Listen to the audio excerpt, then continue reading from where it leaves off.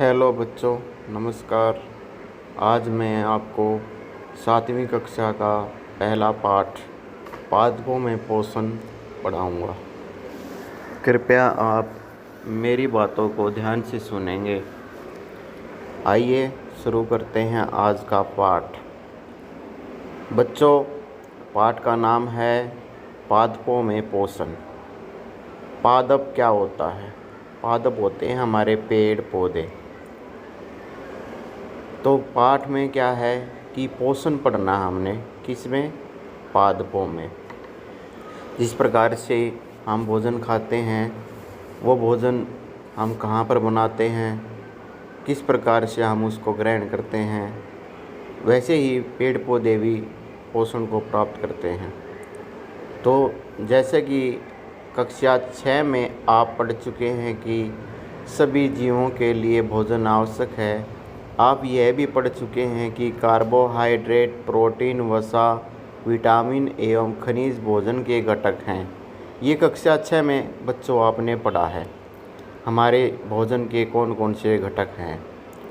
भोजन के ये घटक हमारे शरीर के लिए आवश्यक हैं तथा इन्हें पोषक कहते हैं। क्योंकि ये पोषण करने वाले होते हैं, इसलिए इन्हें हम पोषक कहते हैं। सभी जीवों को भोजन की आवश्यकता होती है। सभी जीवों को भोजन की आवश्यकता होती है, ये आप सभी जानते हो। पादप पौधे स्वयं के लिए भोजन बना सकते हैं, परंतु मानव सहित कोई भी प्राणी अपना भोजन स्वयं नहीं बना सकता।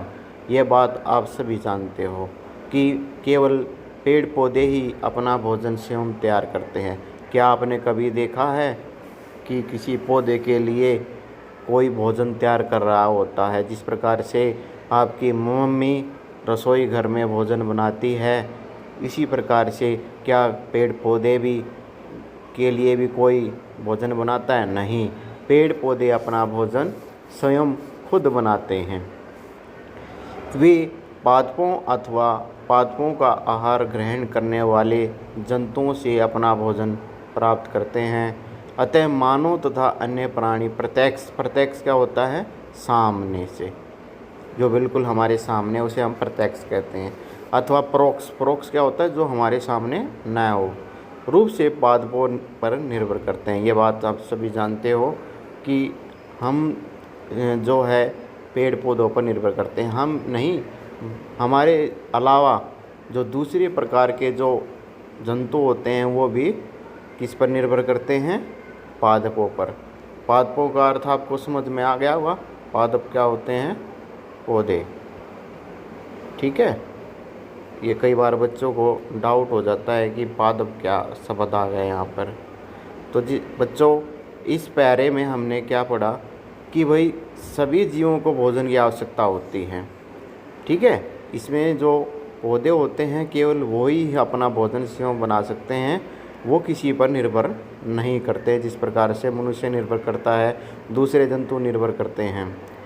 अब इसके बाद हम पढ़ेंगे पादपों में पोषण विधि कि पादप में जो पोषण है वो किस विधि द्वारा वो करते हैं।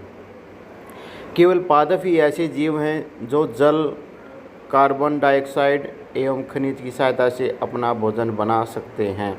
ये सभी पदार्थ उनके परिवेश में उपलब्ध होते हैं। बच्चों, आप सभी जानते हो कि घर में हम कोई भी भोजन तैयार करते हैं तो उसको तैयार करने के लिए हमें कच्ची सामग्री चाहिए। आपने कोई सब्ज़ी बनाते हो तो उसके लिए हमें कच्ची सब्जियां चाहिए, नमक चाहिए, उसके लिए हमें हल्दी चाहिए, मसाले चाहिए, पानी चाहिए, तेल चाहिए। तो ये क्या है? कच्ची सामग्री है। ठीक है, ऐसे ही पौधों को भी जो है कच्ची सामग्री की ज़रूरत पड़ती है, जो कि उनके लिए क्या होती है? जल, कार्बन डाइऑक्साइड और खनिज। और इन्हीं का उपयोग करके पौधे अपना भोजन बनाते हैं। अब आगे देखते हैं हम पोषक पदार्थ सजीवों की जो शारीरिक संरचना, वृद्धि और क्षतिग्रस्त भागों के रखरखाव के लिए समर्थ बनाते हैं तथा विभिन्न जैव प्रक्रमों के लिए आवश्यक ऊर्जा भी प्रदान करते हैं। अब आपसे अगर कोई पूछे कि भाई सजीवों को ये पोषक पदार्थ क्यों चाहिए, या दूसरे शब्दों में हम ये कहें कि सजीवों को भोजन क्यों चाहिए, तो भोजन के लिए जो होता है वो भोजन क्यों लेते हैं, उसके लिए सबसे पहले होता है शारीरिक संरचना, यानी कि शरीर जो हमारा तैयार होता है या किसी भी जंतु का तैयार होता है उसके लिए, वृद्धि के लिए, यानी कि जो बढ़ोतरी हम करते हैं, हम बड़े होते हैं। अक्सीग्रस्त होता है जो टूटे फूटे जो भाग होते हैं हमारे अंदर, कुछ सेल्स हमारी कोशिकाएं टूटती फूटती रहती हैं, तो उसके रख रखाव के लिए हमें ये भोजन जो है ये समर्थ बनाता है। और भी बहुत सारे जैव प्रक्रम होते हैं। जैव प्रक्रम के बारे में आप बड़ी क्लास में पढ़ोगे, तो मैं जैव प्रक्रम में बता दूँ, इसमें आपके भाई पाचन है, श्वसन है, उत्सर्जन है, जिसके बारे में आपने 6ठी क्लास में पढ़ा था। ये जैव प्रक्रम होते हैं, ठीक है। इनको पूरा करने के लिए भी भोजन की आवश्यकता होती है। सजीवों द्वारा भोजन ग्रहण करने और उसके उपयोग की विधि को हम पोषण कहते हैं। तो हमारा एक प्रश्न निकल के आ गया यहाँ पर कि भाई पोषण किसे कहते हैं। तो पोषण क्या होता है बच्चों, सजीवों द्वारा भोजन को ग्रहण करना और उसका उपयोग करना पोषण कहलाता है। अब हम पोषण की विधि पढ़ेंगे। पोषण कितने प्रकार का होता है, तो उसमें सबसे पहले आता है आपका पोषण की वह विधि जिसमें जीव अपना भोजन स्वयं संश्लेषित का अर्थ क्या होता है, इसका अर्थ होता है इकट्ठा करना, ठीक है। यानी कि कोई चीज़ें बिखरी पड़ी हैं और इन चीज़ों को हम इकट्ठा कर लें, तो उसको हम क्या कहेंगे, संश्लेषित करना। तो पोषण की वह विधि जिसमें जीव अपना भोजन स्वयं संश्लेषित करते हैं, यानी कि उस बनाते हैं, इकट्ठा करके बनाते हैं, उसे हम स्वपोषण कहते हैं। तो यहाँ पर 2 शब्द यहाँ पर हमारे आते हैं, स्व और पोषण। तो हम देखेंगे स्व का अर्थ क्या होता है कि भाई अपने आप, और पोषण माने जो पोषण खुद करे। ऐसे पादपों को हम स्वयं पोषी भी कहते हैं, यानी कि जो अपना भोजन स्वयं बनाते हैं, जो अपना पोषण खुद करते हैं, उन्हें हम स्वयं पोषी कहते हैं। जंतु और अधिकतर अन्य जीव पादपों द्वारा संश्लेषित भोजन ग्रहण करते हैं, उन्हें हम विषमपोषी कहते हैं। और दूसरी परिभाषा देखो, यहाँ पर पहली परिभाषा एक ये बन गया भाई स्वयंपोषी किसे कहते हैं। तो जो पादप होते हैं आपके हरे पौधे, उन्हें हम स्वयंपोषी कहते हैं क्योंकि वो अपना भोजन खुद तैयार कर लेते हैं। इसके अलावा विषमपोषी, विषम माने दूसरा, पोषी माने पोषण करना, यानी कि जो दूसरों से अपना भोजन प्राप्त करते हैं उन्हें हम क्या कहते हैं, विषमपोषी। और यहाँ पर दूसरे कौन हैं, पादप हैं, पौधे हैं। पौधे भोजन बनाते हैं, तो उस भोजन का उपयोग कौन करता है, जितने भी हमारे बाकी जंतु हैं और अन्य जीव हैं। पहेली जानना चाहती है कि पादपों की तरह हमारा शरीर भी कार्बन डाइऑक्साइड, जल और खनिज से अपना भोजन स्वयं क्यों नहीं बना सकता। तो ये बड़ा रोचक प्रश्न है यहाँ पर, जिसका जवाब आपको आगे मिलेगा। अब हम पूछ सकते हैं कि पादपों की खाद्य फैक्ट्रियाँ कहाँ स्थित हैं। बड़ा अच्छा प्रश्न है कि भाई पादपों की खाद्य फैक्ट्री यानी कि भोजन कहाँ बनता है। आपने 6ठी कक्षा में पढ़ा होगा कि पौधे के कई भाग होते हैं, जिसमें आपका जड़, तना, पत्ते, फूल, फल, ठीक है। तो इनमें से किस भाग में पौधों की फैक्ट्री होती है, खाद्य भोजन बनाने की फैक्ट्री होती है।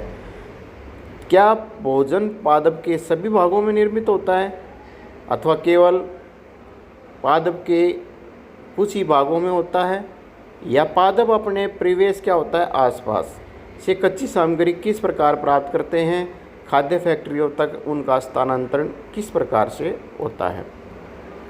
तो बच्चों अब हमारे पास बड़ा ही खास शब्द आएगा, प्रकाश संश्लेषण। प्रकाश संश्लेषण में आप देखो, इसमें एक तो प्रकाश, एक संश्लेषण। ये एक ऐसा प्रक्रम होगा जो प्रकाश की उपस्थिति में होगा। तो इसको हम डिटेल से पढ़ेंगे। पादपों में खाद्य संश्लेषण का प्रक्रम है ये। पत्तियाँ पादप की खाद्य फैक्ट्रियाँ हैं। आपका पहला उत्तर आपको मिल गया कि जो पत्तियाँ होती हैं, पत्तियाँ जो होती हैं उन्हें हम क्या कहते हैं, पत्तियों को पादप की खाद्य फैक्ट्री यानी कि जो भोजन बनाने की जो फैक्ट्री है पौधे की, वो कहाँ होती है, पत्तियों में होती है। अतः सभी कच्चे पदार्थ पत्तियों तक पहुँचने चाहिए, ठीक है। सभी जो कच्चे पदार्थ हैं वो कहाँ पहुँचने चाहिए, पत्तियों तक पहुँचने चाहिए। मृदा में उपस्थित जल एवं खनिज जड़ या मूल द्वारा अवशोषित यानी कि उसको खींच लिया जाता है। वो जो जानना चाहता है कि जड़ द्वारा अवशोषित जल व खनिज पत्ती तक किस प्रकार पहुंचते हैं, तथा हम इसका जवाब आगे मिलेगा आपको।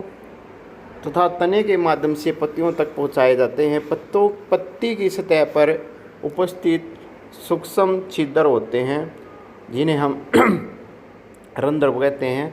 वायु में उपस्थित कार्बन डाइऑक्साइड प्रवेश करती है। ठीक है, पत्तियां होती हैं वही बच्चों, और पत्तियों के अंदर छोटे छोटे छेद होते हैं। वो हमें इन पत्तियों के जो छेद होते हैं, ये जो पाए जाते हैं, इनको हम वातरंध्र कहते हैं। ठीक है, इन्हीं के द्वारा कार्बन डाइऑक्साइड अंदर प्रवेश करती है और ऑक्सीजन बाहर आती है। ठीक है बच्चों, अब आगे हम देखेंगे नेक्स्ट पार्ट क्या है हमारा। ये देखिए, यह रंध्र द्वार कोशिकाओं द्वारा घिरे होते हैं। किसके द्वारा घिरे होते हैं? द्वार कोशिकाएं क्या होती हैं कि जैसे आपका घर होता है, घर के अंदर दरवाज़ा होता है, उसे हम द्वार कहते हैं। ऐसे ये इसके रंध्र जो होता है वो द्वार कोशिकाओं के द्वारा घिरा होता है। ठीक है, ऐसे छिद्रों को हम रंध्र कहते हैं। जल एवं खनिज वाहिकाएं होती है। नली जैसे नाली होती है, नलियाँ होती हैं। जैसे आप पानी को एक स्थान से दूसरे स्थान पर किसके द्वारा ले जाते हो? नलकी के द्वारा, यानी कि जो आपकी पाइप होती है उसके द्वारा। ऐसे ही पत्तों के अंदर इस प्रकार की संरचनाएं होती हैं पाइप की तरह की। उन पाइपों के द्वारा जो पानी है वो ऊपर जड़ों से आता है और वो पत्तियों तक पहुंच जाता है। इसके बारे में भी आप पहले पढ़ चुके हैं। ये वाहिकाएं नली के समान होती हैं तथा जड़, तना और शाखाओं और पत्तियों तक फैली होती हैं। पोषकों को पत्तियों तक पहुंचाने के लिए ये वाहिकाएं एक सतत मार्ग बनाती हैं। पादपों में पदार्थों के परिवहन के विषय में आप अध्याय 11 में पढ़ेंगे। तो इसके बारे में आप जो डिटेल से जो है ना, अगली जो हमारा एक लेसन है 11 उसमें पढ़ेंगे। पहले जानना चाहते हैं कि पत्तियों में ऐसी क्या विशेषता है कि वे खाद्य पदार्थों का संश्लेषण कर सकती है परंतु पादप के दूसरे भाग नहीं करते हैं। तो इसका भी उत्तर आपको अभी मिलेगा। तो आप देखो बच्चों, पत्तियों में हरा वर्णक होता है एक, जिसे हम क्या कहते हैं? क्लोरोफिल। ये केवल हरे पौधों के अंदर ही आपको मिलेगा। क्लोरोफिल सूर्य के प्रकाश यानी कि सौर प्रकाश की ऊर्जा का संग्रहण करने में पत्ती की सहायता करता है। इस ऊर्जा का उपयोग जल एवं कार्बन डाइऑक्साइड से खाद्य संश्लेषण में होता है। क्योंकि खाद्य संश्लेषण सूर्य के प्रकाश की उपस्थिति में होता है, इसलिए इसे हम प्रकाश संश्लेषण कहते हैं। अतः हमने देखा कि क्लोरोफिल सूर्य का प्रकाश, कार्बन डाइऑक्साइड, जल एवं खनिज के जल प्रकाश संश्लेषण के लिए आवश्यक है। जैसे आपको मैंने पहले ही बताया था भाई, कच्ची सामग्री प्रकाश संश्लेषण के लिए चाहिए। तो उसमें आपने पढ़ा कि भाई इसके अंदर क्या क्या चाहिएगा? प्रकाश, कार्बन डाइऑक्साइड, जल प्रकाश संश्लेषण के लिए आवश्यक है। इस पृथ्वी पर यह एक अद्वितीय प्रक्रम है, यानी कि इसके अलावा ऐसा और कोई प्रक्रम नहीं है। पत्तियों द्वारा सौर ऊर्जा संग्रहित की जाती है तथा पादप में खाद्य के रूप में संचित हो जाती है। अतः सभी जीवों के लिए सूर्य ऊर्जा का चरम स्रोत है। तो ये एक बड़ा इम्पोर्टेंट क्वेश्चन है बच्चों 1 नंबर का, कि भाई इस संसार में ऊर्जा का चरम स्रोत क्या है? तो उसका उत्तर क्या होगा? सूर्य, सन। क्या आप कल्पना कर सकते हैं कि प्रकाश संश्लेषण नहीं होगा तो क्या होगा? मान लीजिए कि अगर ये प्रकाश संश्लेषण पौधों में नहीं होता तो क्या होगा? प्रकाश संश्लेषण न होने की स्थिति में खाद्य उपलब्ध नहीं होगा। सभी जीवों का अस्तित्व प्रत्यक्ष अथवा परोक्ष रूप से पादपों द्वारा निर्मित भोजन पर निर्भर करता है। इसके अतिरिक्त सभी जीवों के लिए परम आवश्यक ऑक्सीजन भी प्रकाश संश्लेषण के दौरान निर्मित होती है। प्रकाश संश्लेषण की अनुपस्थिति में पृथ्वी पर जीवन की कल्पना संभव नहीं है। तो बच्चों यहाँ तक आपको समझ में आ गया होगा।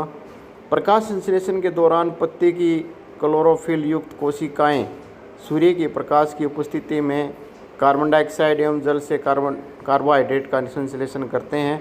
इस प्रक्रम को हम निम्न समीकरण द्वारा दर्शा सकते हैं। यानी कि पौधे कार्बन डाइऑक्साइड जल दोनों को इकट्ठा करते हैं, इसके लिए उसमें सूर्य का प्रकाश और क्लोरोफिल ये कार्य करते हैं। तो इस समीकरण में हम क्या देख रहे हैं कि भाई कार्बन डाइऑक्साइड और जल का जो इकट्ठा होता है और कार्बोहाइड्रेट और ऑक्सीजन वहाँ पर निर्माण होता है। तो यहाँ पर हम देखते हैं दो चीज़ें आपकी बन रही हैं, एक कार्बोहाइड्रेट और एक ऑक्सीजन। ऑक्सीजन का उपयोग हम सांस लेने में करते हैं, जितने भी जीवधारी हैं सभी अपना श्वसन में प्रयोग करते हैं। इस प्रक्रम में ऑक्सीजन निर्मुक्त होती है, निर्मुक्त का मतलब निकलना। कार्बोहाइड्रेट अंततः पत्तियों में मंड या स्टार्च के रूप में संचित हो जाता है, इकट्ठा हो जाता है। अब आगे देखिए आप, इसके बाद